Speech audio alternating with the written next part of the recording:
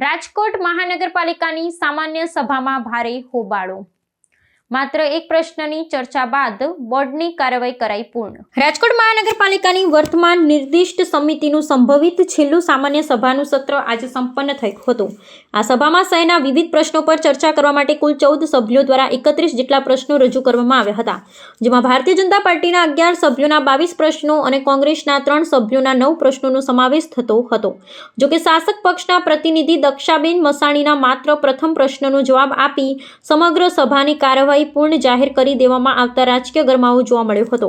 સભા દરમિયાન નગર રચના યોજના, શાખાની કામગીરી અને પુષ્પ પથારી જેવી વિવિધ મુદ્દાઓ પર વિરોધ પક્ષે આક્રમક વલણ અપનાવ્યું હતું। સત્તા પક્ષ દ્વારા રજૂ કરવામાં આવેલ સરકારી આંકડાઓને ભ્રમિત કરનારા ગણાવી વિપક્ષે શાસકોની આકરી ઝાટકણી કાઢી હતી। આ દરમિયાન શાસક અને વિરોધ પક્ષના સભ્યો વચ્ચે તીખી બોલચાલી અને ઘર્ષણના દ્રશ્યો પણ સર્જાયા હતા, જેને કારણે લોકશાહીની ગરિમા ને પ્રજાકીય પ્રશ્નોની અવગણના થતી હોવાના આક્ષેપો થયા હતા। સામાન્ય સભાની આ બેઠકમાં લેવાયેલા નિર્ણયો અને થયેલી ચર્ચાઓની શહેરના વિકાસ કાર્યો પર સીધી અસર પડશે તેમ માનવામાં આવે છે। વિરોધ પક્ષે આક્ષેપ કર્યો હતો કે શાસક પક્ષ પ્રજાના પાયાના પ્રશ્નો જવાબ આપવાથી બચી રહ્યો છે। વર્તમાન સમિતિની મુદ્દત પૂર્ણ થવાના આરે હોવાથી આ સભામાં થયેલા વિવાદો આગામી સમયમાં સ્થાનિક રાજકારણમાં કેન્દ્ર સ્થાને રહે તેવી શક્યતા છે। રાજકોટ મહાનગરપાલિકાના બેફામ બનેલા શાસકો સત્તાના મદમાં રાજકોટની પ્રજાએ એની કેપેસિટી કરતા વધારે આપી દીધું છે એ સાબિત થાય છે।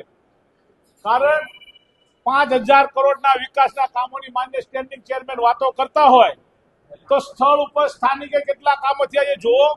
રાજકોટના કમિશનર ખુદ જાહેર કરે છે કે 1800 કરોડના કામ ઓન હેન્ડ એટલે ચાલુ હાથમાં છે।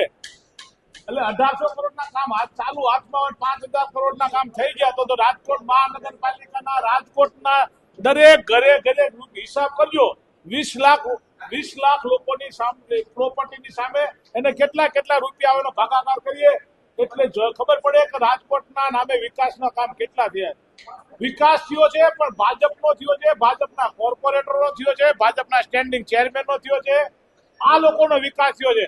કારણ જે કાલે શેમાં આવતા હતા અને અત્યારે શેમાં આવે તમે જુઓ છો।